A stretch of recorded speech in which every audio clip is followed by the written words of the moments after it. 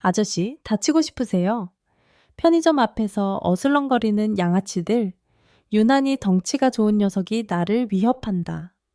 나는 에이, 뭘 그래 하며 억지 웃음을 지어 보인다. 쫄았냐? 저리 가 하며 손을 내젓는다.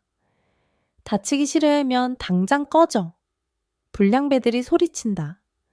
우리 저기 누나한테 할 얘기 있거든?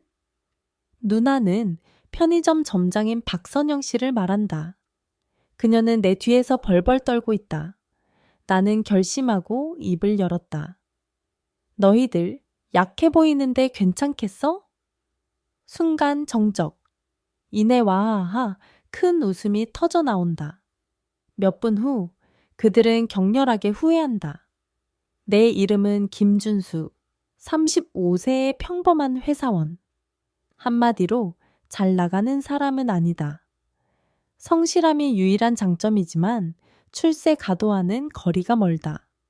성격도 사교성과는 거리가 멀고 결혼도 인연이 없었다.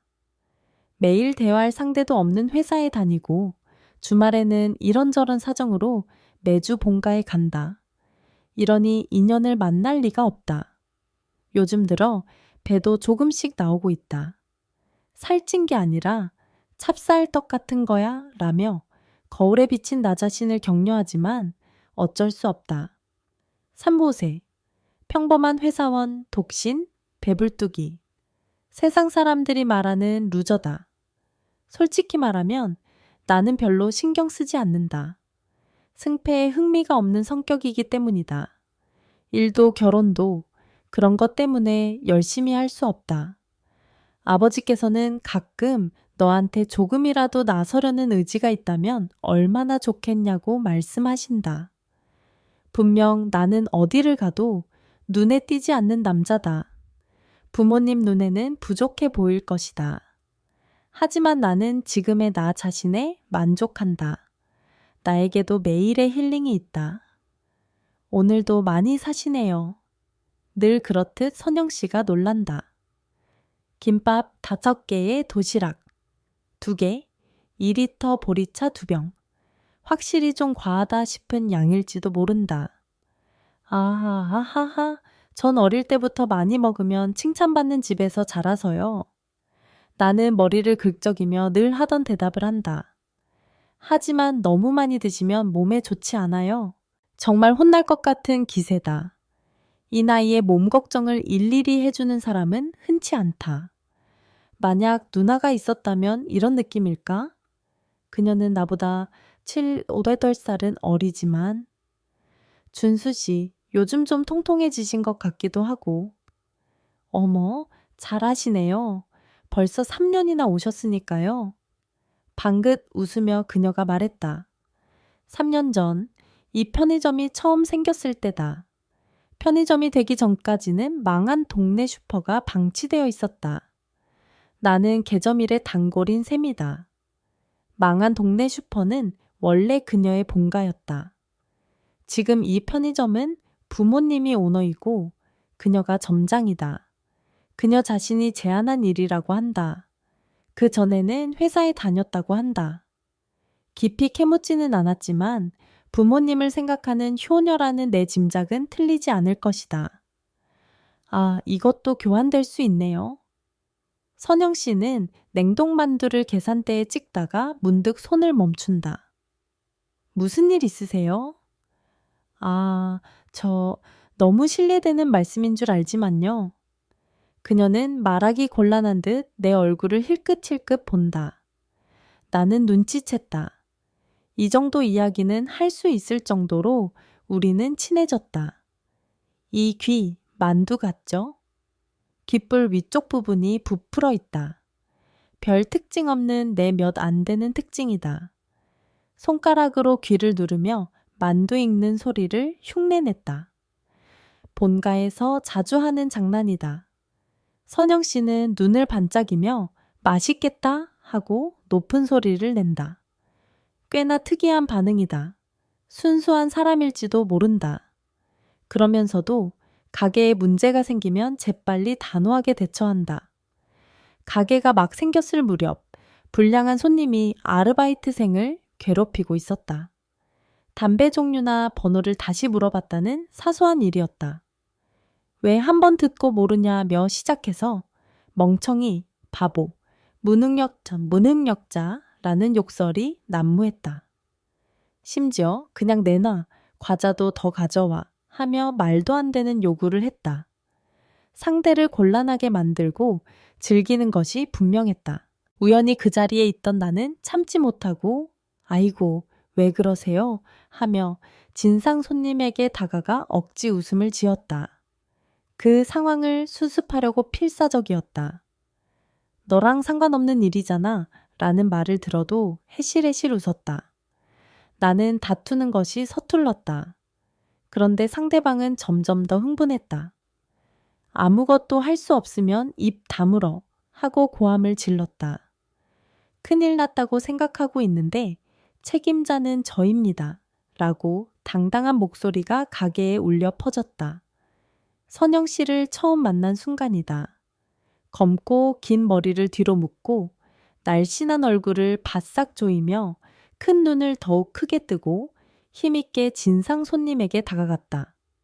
아름답고 멋있었다. 내 귀를 보고 맛있겠다고 좋아하던 사람과는 상상도 할 수 없었다. 진상 손님은 여기 점장이 여자야? 라며 더욱 강하게 나왔다. 이런 부류의 남자들은 상대가 여자면 멋대로 얕잡아 보고는 혈기를 부린다. 하지만 선영 씨는 물러서지 않았다. 드디어 듣기조차 힘든 말까지 쏟아내는 진상 손님에게 당신 같은 분은 다시는 오지 않으셔도 괜찮습니다. 라고 단호하게 말하며 멋지게 쫓아냈다. 나는 아무것도 할 수 없었다. 하지만 선영 씨는 나를 공통의 적과 싸운 동료로 여겨준 모양이다. 그 이후로 매일 회사 출퇴근길에 가게에 들르는 내게 스스럼 없이 대해주게 되었다. 그렇게 책임감 넘치고 당당한 사람이라 직원들의 신뢰도 두텁다. 하지만 이야기해보면 의외로 무척 다정하다. 새로운 면을 발견할 때마다 재미있고 내 건강을 걱정해주면 기쁘다. 겉모습에 좋고 나쁨을 따지는 어리석음, 무례함. 그런 것들을 충분히 알면서도 미인이라고 생각하지 않을 수 없는 외모. 내가 조금 더 젊고 자신감이 있었다면 사랑에 빠졌을지도 모른다. 나이 먹고 추한 짓이다. 친한 단골 손님으로도 충분해 라고 스스로 다짐하며 매일 그녀와 대화하는 것이 즐거움이었다. 그걸 힐링이라고 부르는 건 내가 생각해도 좀 역겹지만 하지만 나 자신을 경계하기 위해서라도 그렇게 느끼고 있는 사실을 인정하자. 오늘은 꽤 늦으셨네요. 그날은 토요일이었다. 평소보다 편의점에 들르는 시간이 2~3시간 늦었다. 늘 본가에 다녀오는 길에 가게에 들르는데 그 시간도 회사 퇴근 시간과 비슷하다. 왠지 너무 피곤해 보이시고요. 선영 씨는 다정해도 역시 영리하고 주의력이 깊다. 본가 일이 좀 복잡해서 파김치가 되어 있었다. 피로는 먹는 걸로 날려버리자며 평소보다 더 많은 음식을 장바구니에 담고 있었다. 제가 이런 말씀 드리는 것도 그렇지만 편의점 음식만으로는 그냥 귀찮아서 요리하는 걸 피하게 되더라고요. 대답하면서 이러니 모태솔로인 게 당연하지 하고 나 자신에게 한심해했다. 선영 씨는 문득 내게서 눈을 돌려 고개를 숙였다. 내 게으른 모습에 질렸을까? 당황한 나는 화제를 돌렸다. 저 토요일 이 시간쯤은 한가하네요. 사실 가게에 들어서자마자 의문이 들었던 점이다. 손님은 물론이고 평소 3명은 있는 아르바이트생이나 파트타이머도 없었다. 썰렁했다. 중얼중얼 뭔가 읊조리던 선영 씨는 내 말에 알아차리고 네 그렇네요 하며 허둥대는 모습이었다. 하지만 이내 안정을 되찾고 한숨을 쉬었다. 토요일만 그런 게 아니에요. 이 시간에는 잠시 가게 안팎을 둘러보고 나 외에는 아무도 없음을 확인한 후 아무도 이 가게에 오지 않아요. 라는 선영 씨의 어조는 어두웠다. 밤에 편의점에 사람이 오지 않는다. 귀신이 나오거나 불량배들이 모이거나 둘 중 하나일 것이다. 이번에는 후자였다. 매일 이 시간쯤 되면 5인조 양아치들이 찾아온다. 오만한 태도로 가게를 물색하고 주차장에서 파티를 벌이는 모양이다. 민폐 끼치는 녀석들이네요. 이 근처 중고등학교 학생들인가요? 그게 말이죠. 선영 씨의 대답에 나는 놀랐다. 근처에 학교가 몇 군데 있지만 명문고로 유명한 고등학교 이름이 나올 줄이야. 엄격한 학교라 반항하는 학생들이 많다는 소문은 들었어요. 어떤 면에서는 불쌍하기도 하지만요. 그렇게 말하며 한숨 쉬는 선영 씨의 얼굴은 지쳐 있었다. 내가 모르는 사이에 그런 일이 벌어지고 있었다니. 월요일 밤 나는 곧장 귀가하지 않았다. 회사를 나와 그 주변을 2~3시간 정도 배회했다. 그리고 편의점에 들르니 들었던 대로 알록달록한 머리색의 소년들이 주차장에서 소란을 피우고 있었다. 붉은색 짧은 머리, 갈색 긴 머리, 마찬가지로 갈색 투블럭, 은색으로 앞머리를 맞춘 녀석, 그리고 눈부신 스킨헤드.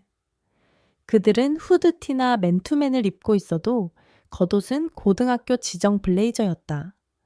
그래서 선영 씨도 그들이 어느 학교 학생인지 알았을 것이다. 이 패션은 학교에 대한 애정일까? 아니면 반항심일까? 여러모로 복잡한 그들의 심중이 짐작된다. 하지만 나에게는 이틀 전 선영 씨가 보여준 지친 얼굴이 더 중요했다. 저기요 하고 말을 걸었지만 무시당했다.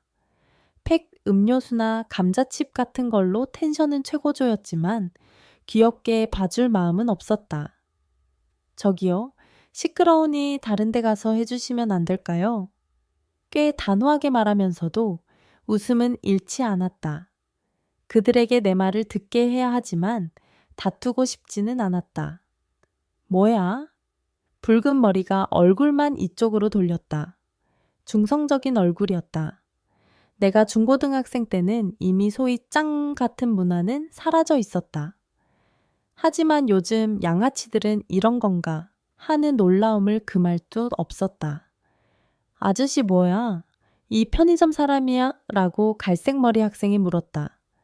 그냥 단골 손님이에요 라고 말했더니 뭐야 그냥 아저씨잖아 하고 은색머리가 큰 소리로 말했다. 이어서 투블럭이 가시 돋친 목소리로 말한다. 아저씨 상관없잖아 저리 가. 근처에 살고 있는 시점에서 여기서 소란을 피우는 것은 나와 상관없는 일이다. 그건 내 사정일 뿐이다. 가게 주인이 피해를 보고 있다고 전하면 붉은 머리가 귀찮다는 듯 말한다. 그러니까 그게 우리랑 아저씨랑 무슨 상관이야? 무슨 일이 있어도 내버려 뒀으면 하는 모양이다. 나는 해실해실 웃는 얼굴을 유지한 채 다른 말을 찾았다. 그러자 스킨헤드가 일어서서 내 앞에 선다. 뭐야? 싸움 거는 거야? 이 녀석은 옛날 스타일이구나 하고 생각했다. 유난히 덩치가 좋다. 폭력을 좋아할 것 같은 분위기. 다른 녀석들이 마르고 호리호리한 체형인 반면 키도 크고 골격이 단단하다. 그러면서도 날씬한 실루엣이다. 슬림 근육질이 이런 건가? 여러모로 당해낼 수 없다. 적어도 나보다는 인기가 많을 것이다. 아니, 싸움 같은 건 말도 안 됩니다. 고개를 숙이며 그렇게 말하자 스킨헤드가 내 양복 깃을 잡았다. 쫄보 새끼가 까불지 마. 으르렁거리는 소리를 울린다. 동물 같은 위협 방식이다. 그것을 보면서 남은 4명은 오, 최강우, 덤벼? 강구형, 진심 내면 위험해 하며 크게 떠들었다. 최강우라는 것이 스킨헤드의 이름인 모양이다. 5명 중에서 거친 일은 거의 이 최강우가 담당하는 것 같았다. 최강우는 한동안 나를 훑어보듯이 쳐다봤다.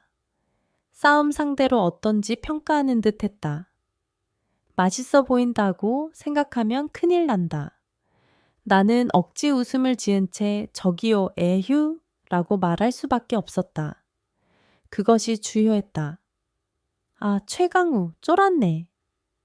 깡도 없으면서 말 걸지 마 라고 은색머리와 투블럭이 부축인 것도 있었을 것이다.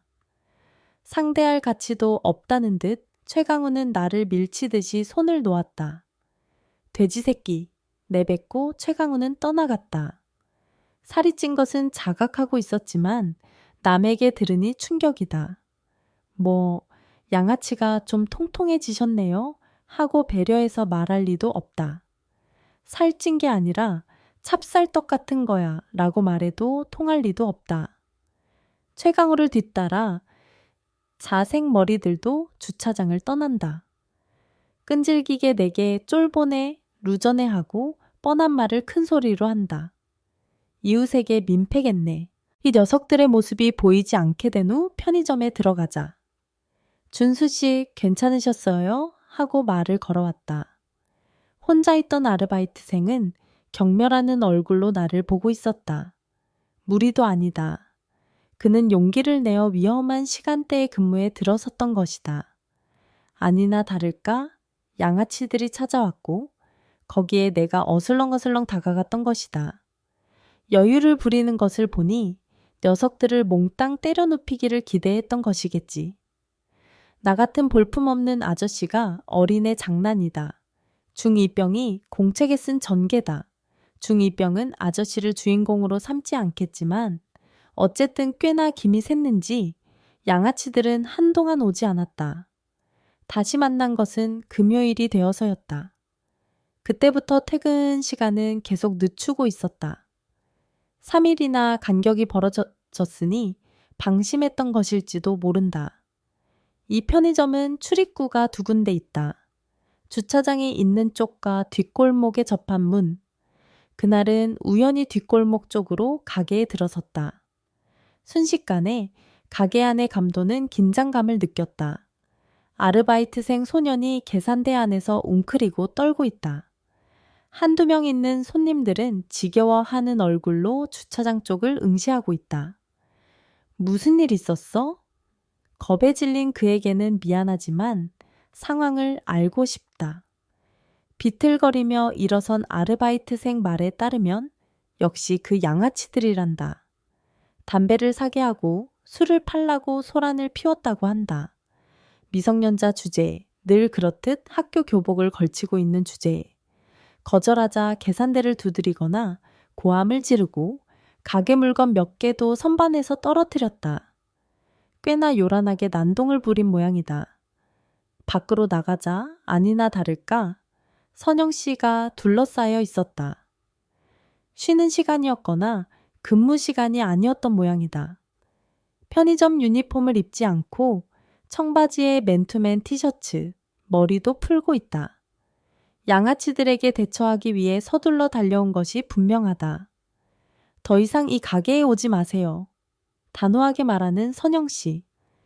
이전에 들었던 말과 비교하면 감정적이다. 아마도 몇 번이나 양아치들에게 같은 말을 했을 것이다. 목소리가 쉬어있다.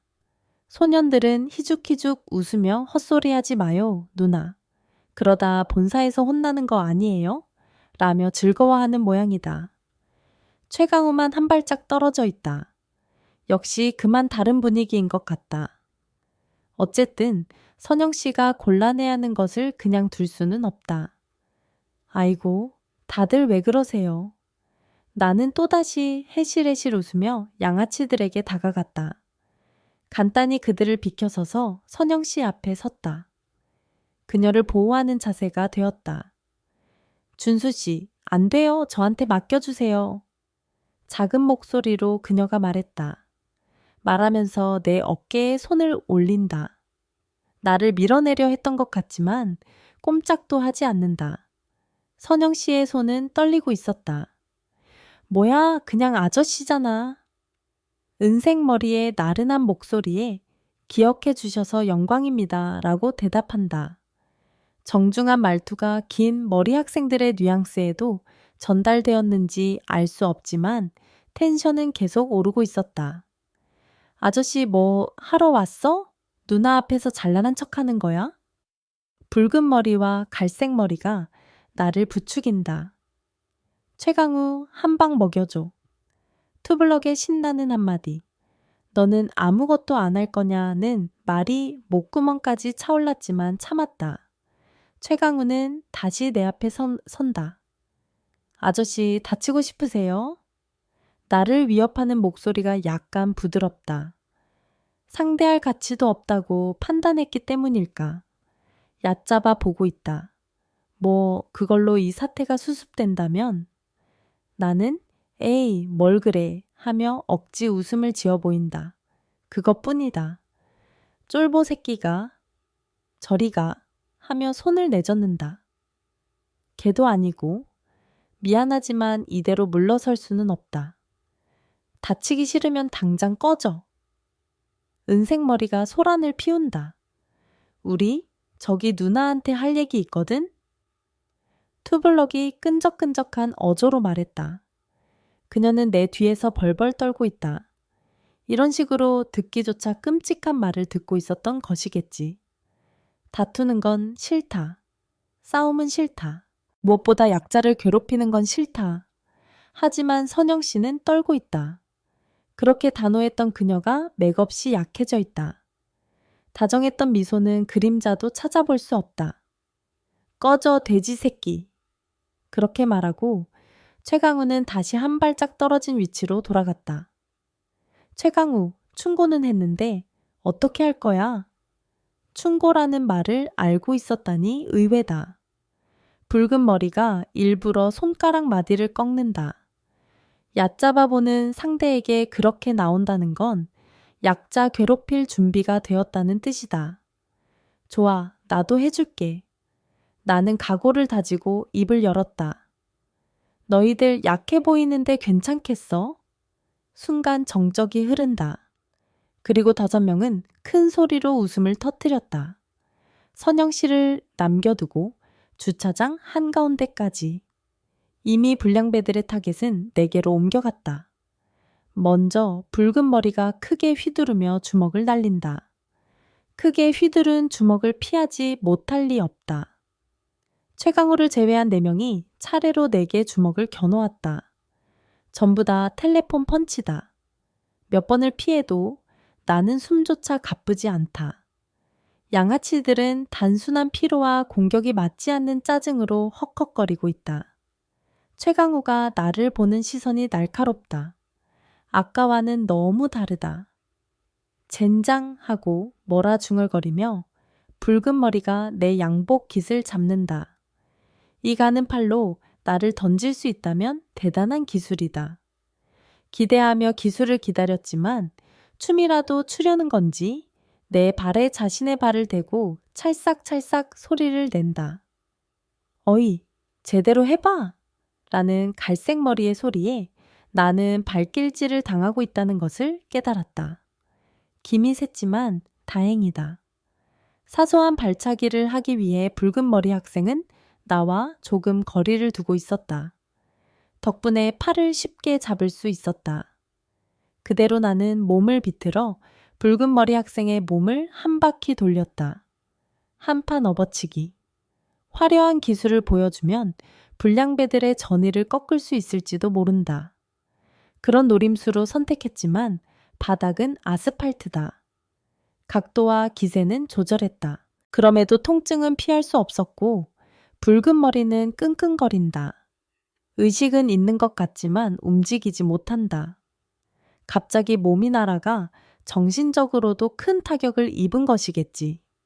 아직도 할래. 묻자 갈색 긴 머리가 달려들어 나를 잡았다. 이 녀석도 왜소하지만 키는 크다. 웅크리고 있거나 구부정한 자세라서 몰랐지만 큰 위협은 아니다. 너무나도 느린 속도였다. 어떻게 할까 생각하고 있는데 키 차이를 이용당했다. 겨드랑이로 내 머리를 조이는 갈색 머리 학생.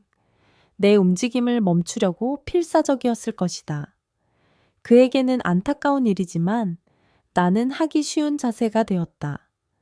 쉽게 그의 양발 사이에 오른팔을 넣을 수 있었다. 그대로 갈색머리 학생을 어깨에 메고 왼쪽으로 내던졌다.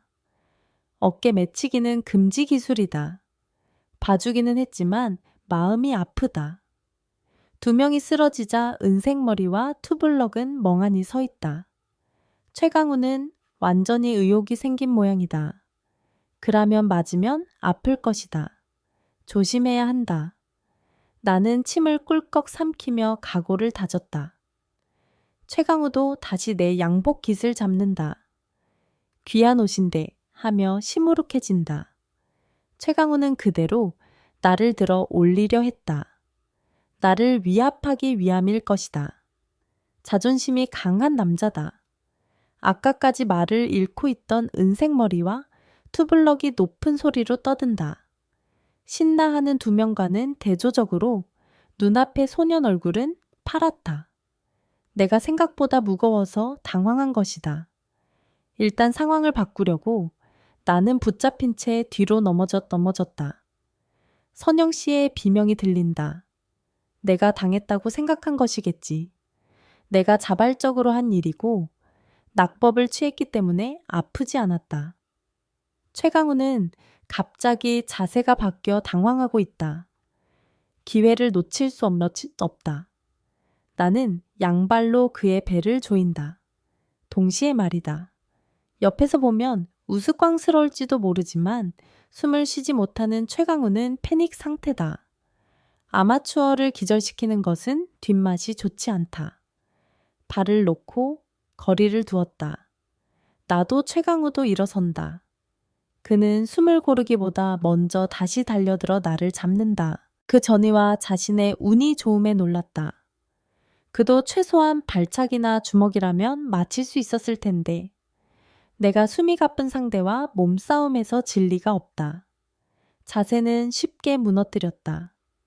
블레이저 깃이 열려 있어 잡기 쉽다. 종아리 뒤쪽에 발을 넣어 쳤다. 발목 받치기, 마른 충돌음. 그에게는 미안하지만 이렇게 깔끔하게 기술이 들어가는 경우는 드물다. 힘 조절하는 것도 잊을 만큼 기분이 좋았다. 준수 씨, 선영 씨의 목소리에 정신이 번쩍 들었다. 서둘러 쓰러진 최강우를 보니 얕게나마 숨을 쉬고 있다. 튼튼한 아이라서 다행이다 하고 안도의 한숨을 쉬었다. 하지만 선영 씨는 나 때문에 무서워했을까? 조심스럽게 창고로 다가가 웅크리고 앉아있는 선영 씨를 본다. 그녀는 눈을 크게 뜨고 나를 마주 본다. 준수 씨 이렇게 강한 사람이었네요. 창피하다. 아마추어 상대로 강하고 뭐고 할 것도 없다. 게다가 나는 대회에서 우승한 적이 없다. 강하지 않아요. 기술은 있지만요. 이거 프로레슬링인가요? 유도입니다. 저는 제 귀에 검지손가락을 댔어요. 제 귀 좀 이상하게 부풀었죠? 유도를 계속하면 이렇게 돼요. 본가에서 도장을 운영하고 있다. 나 자신도 검은띠다. 주말에는 아이들부터 어른들까지 수강생들에게 지도를 하고 있다. 다들 가르치는 방식이 친절하다고 칭찬해준다. 그럴 때마다 아버지께서는 씁쓸한 얼굴을 하신다. 너무 착해서, 앞으로 나서려는 의지가 없어서, 나는 트로피와 인연이 없는 모양이다. 토요일에 있었던 대회에서도 멋지게 4위, 돌아왔을 때는 파김치가 되어 있었다. 유도, 라니, 최강우의 목소리다. 쓰러져 있던 그와 겨우 몸을 일으키기 시작한 붉은 머리와 갈색 머리, 아무것도 하지 않은 은색 머리와 투블럭까지 모두 기진맥진해 있다. 나는 그들의 얼굴을 둘러보며 단호하게 말했다. 너희들 좋은 말은 못 해주겠지만 못을 박아둬야겠어. 다음번에 이 가게 앞에서 보이면 그냥 넘어가지 않을 거야. 이 말하면서 풋 웃음이 터져 나올 뻔했다. 그냥 넘어가지 않으면 돈이라도 받겠다는 건가? 내가 생각해도 바보 같다. 건달 같은 말투다. 실제로 건알들에게 못을 박는 것이니 적절한 표현일까? 5인조는 비틀거리는 발걸음으로 사라졌다. 돌아갈까요? 선영 씨에게 손을 내밀었다. 내 손을 잡고 일어서는 그녀의 손가락이 묘하게 뜨겁다. 얼굴도 빨개요. 감기 걸렸나? 괜찮아요? 하고 걱정하자 선영 씨는 몰라요 자고 딴청을 부렸다. 왠지 화나게 한 모양이다. 손은 계속 잡고 놓지 않는 것을 보니 미움받지는 않으는 것 같지만 다음 날 다시 편의점 주차장. 토요일 아침에 교복 차림의 고등학생을 만날 줄이야. 깔끔한 와이셔츠에 넥타이. 하지만 블레이저의 스킨헤드는 미스매치다. 최강우는 내 앞에 서서 고개를 숙였다. 머리 밀려고 했는데 못하겠어요. 반성했다는 말을 하고 싶은 모양이다. 알았어, 됐어. 하고 가게에 들어가려 하자. 그는 빙 돌아서 나를 가로막는다. 그렇게 강한데 왜 처음엔 도망쳤어요? 도망치고 뭐고? 싸움은 서투르다. 고 말해도 납득하지 않는다. 그럼 왜 유도를 하느냐고 묻는데 어떻게 설명해야 할까? 본가가 도장을 운영한다고는 하지만 그것만이 이유는 아니다. 지난주 늘 그렇듯 사위에 머문 내게 아버지가 했던 말이 떠오른다. 너에게 조금이라도 앞으로 나서려는 의지가 있다면 얼마나 좋겠냐. 늘 하던 설교에 씩 웃으며 말을 잇는다. 승패에 집착하는 유도는 가르치지 않으니까. 그렇다. 내 승패를 위해서 단련하는 것이 아니다. 누군가를 지키기 위해 강해지라고 옛날부터 부끄러운 말을 계속해오지 않았는가? 라고 말했더니 부끄럽다니 무슨 소리냐 하고 혼났어요. 혼났다는 말까지는 안 해도 됐을까? 최강우는 반응에 난처해 한다. 어쨌든 제가 무시당하는 정도로는 손을 대지 않아요. 어제가 특별했던 거예요. 지키기 위해서 말이죠. 말로 꺼내도 어색한 모양이다. 처음 접하는 가치관일 것이다. 생각 같아서는 머리 밀 생각도 있었어요. 극단적이지만 그 나름의 예의는 갖추고 있다는 뜻이다. 오늘 장 다 보고 본가에 갈 건데 같이 갈래? 라는 내 말에 최강우는 고개를 끄덕였다. 다음 주 다른 4명도 도장에 왔다. 그 다음 주에는 각자의 친구들도. 거친 녀석들 뿐이었지만 제대로 훈련을 받고 품행도 좋아졌다. 명문고의 문제 아들이다. 상당한 압박을 받았을 것이다. 도장에서는 갈 곳 없는 마음과 힘을 발산할 수 있다. 나도 아버지도 지도하는 이상 그것으로 끝내지는 않는다. 그런 나날이 이어지고 얼마 후 준수 씨 늘 그렇듯 편의점에 들어가 뭘 먹을까 생각하고 있는데 선영 씨가 불러 세웠다. 이 시간은 가게에 서 있어야 할 시간인데 사복 차림이다. 지금까지 본 적 없는 사복, 니트 스웨터에 롱 스커트. 머리 묶는 방식도 일할 때의 활기찬 느낌이 아니다. 멋을 부리고 있다. 패션에 무감각한 나조차 멋을 냈다는 것을 알 수 있었다. 이제 약속이 있는 걸까? 저번에 신세진 거 아직 못 갚았다고 생각해서요. 저번에 준수 씨가 도와주신 보답으로 밥 한 끼 대접하고 싶은데요. 당연한 일을 했을 뿐이다. 얻어먹을 이유가 되지 않는다. 아니, 신경 쓰지 마세요. 저 엄청 많이 먹어요. 하고 거절하자 선영 씨는 눈물을 글썽겼다. 분위기 좀 읽으세요. 아르바이트생이 한숨 섞인 목소리로 말했다.